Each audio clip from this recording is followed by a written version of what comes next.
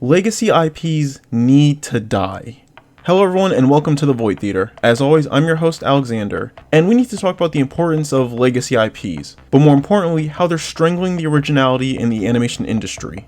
Now, for anyone who's unaware, a legacy IP is essentially an IP that's been around for a decent enough time that it achieves sort of a tenure status. Every few years they dig it up, slap a new coat of paint on it, and parade it around for a new audience. Think something like Looney Tunes or more recently Scooby-Doo. There's shows and cartoons that just kind of refuse to die and keep getting brought back in insane ways.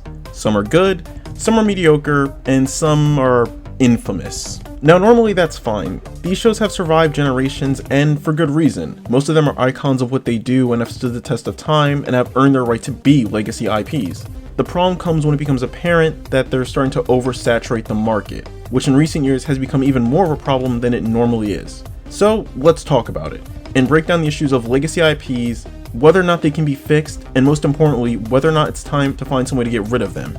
And we can start this with the most famous legacy IP currently out there, Velma. Now, I don't want to waste too much time on this because Velma is already making its way through the headlines. Chances are if you're watching this video, it means I did my job and put her in the thumbnail for the algorithm.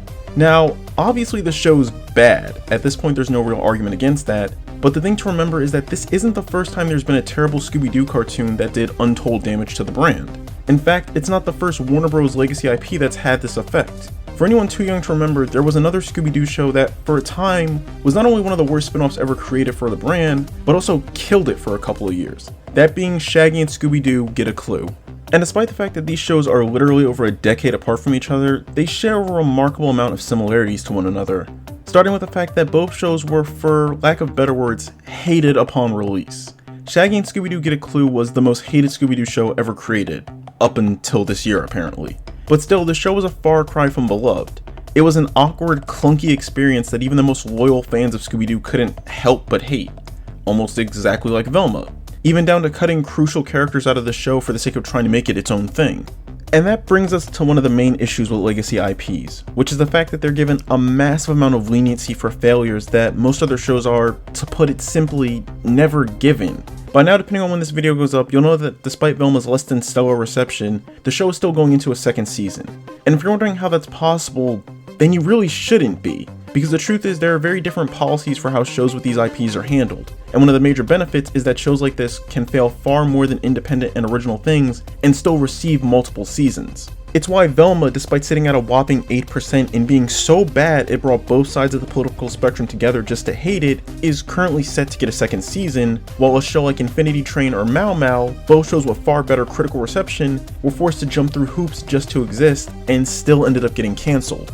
Even ignoring that fact, if you look around online, you'll still have people wondering how that's happening with the reception it's getting, when the answer is again fairly obvious. This is a show that was already guaranteed a second season to begin with. Almost any show that is tied to a big name IP like this is given at the bare minimum 2 seasons. It's why shows like Camp Coral and the Patrick Star Show get second seasons, despite the fact that at best they were met with a resounding meh from audiences. It's something that's been happening for a while with shows like this. Going back to Shaggy and Scooby-Doo Get a Clue, both that and Lunatics Unleashed were both given multiple seasons, even though one of those shows forced the IP into a 4-year hiatus because of its failure. It's why, despite just announcing the revival, Phineas and Ferb was already guaranteed a 2-season contract. And that's not a jab at Phineas and Ferb. I was and still am a massive fan of the show, and trust me, I'm still gonna be on Disney Plus the day it airs to watch it. But the thing is that legacy IPs give companies the opportunity to never try and take risk until the show fails. And normally that would be fine. The shows come and go and eventually die off. But the fact still remains that repeatedly doing this not only tarnishes the brand, but can also lead to a burnout on the IP as a whole. All while making it even harder for original shows to even have a chance to get made because no company will take the risk when they know they have secure IPs. Now this is the point in the video where I'm probably going to piss some people off, because nearly every negative thing I said about Velma and the issues with legacy IPs also applies to Avatar. Now before you try to take my head off of that comment, let me state my case.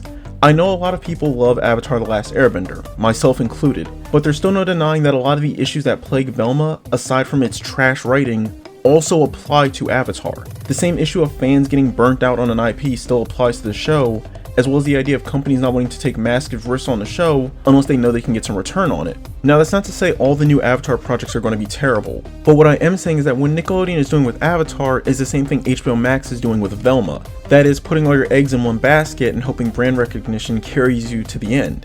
And again, that isn't an inherently bad thing. At the end of the day, companies are just that. Companies. They exist to get as much money as possible, and with legacy IPs, it's far easier to just create something from that brand and ship it out than it is to take the chance on something new. However, the issue with that is that you also run the risk of the fans of that IP simply deciding it's not worth the time to watch, or worse, creating a show like Velma. Something so insulting to fans of the original that it might as well not even be related to it. And the real issue is that at the end of the day, Velma doesn't even have a reason to exist. It's a show that, like every other show with the same issue, has. It's something so cheaply made with no real effort in it that everyone can see it. But the main issue here is that, in all honesty, this show wouldn't even be an issue if it wasn't for the fact that it's tied to the Scooby-Doo IP.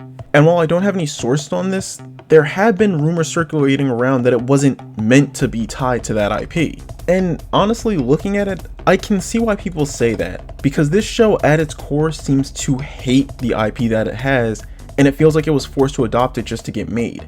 And with Warner Brothers, the odds of that happening aren't too unlikely. There have been multiple times where they've had independent projects adopt famous IPs to try and make them far more marketable to the general audience. And it works. Whether you're watching Velma out of anger or irony, it doesn't matter to Warner Brothers because a watch is still a watch.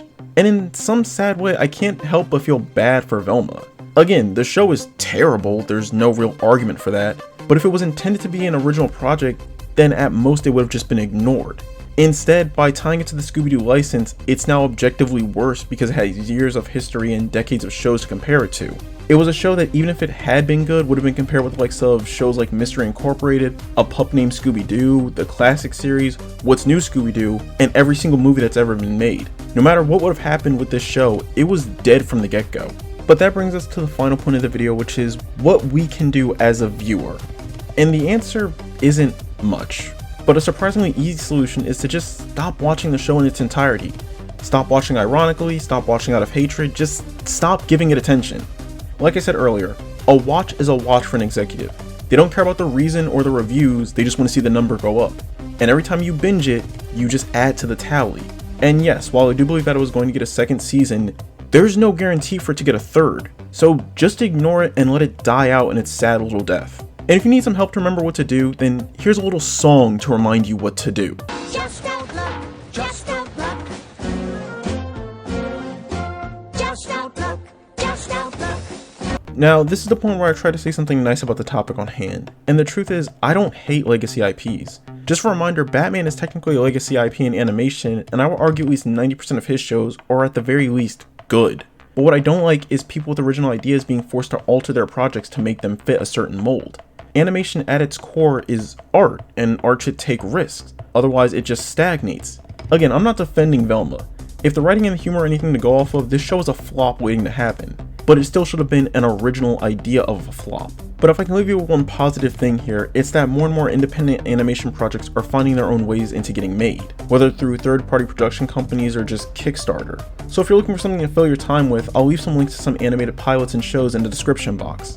But with that, we come to the curtain call in this video. I don't have any specific questions for you, so let me just know in the comments what you think. As always, if you enjoyed the video, be sure to leave a like and subscribe for more content like this. Once again, I've been your host Alexander, and I hope to see you back in my theater.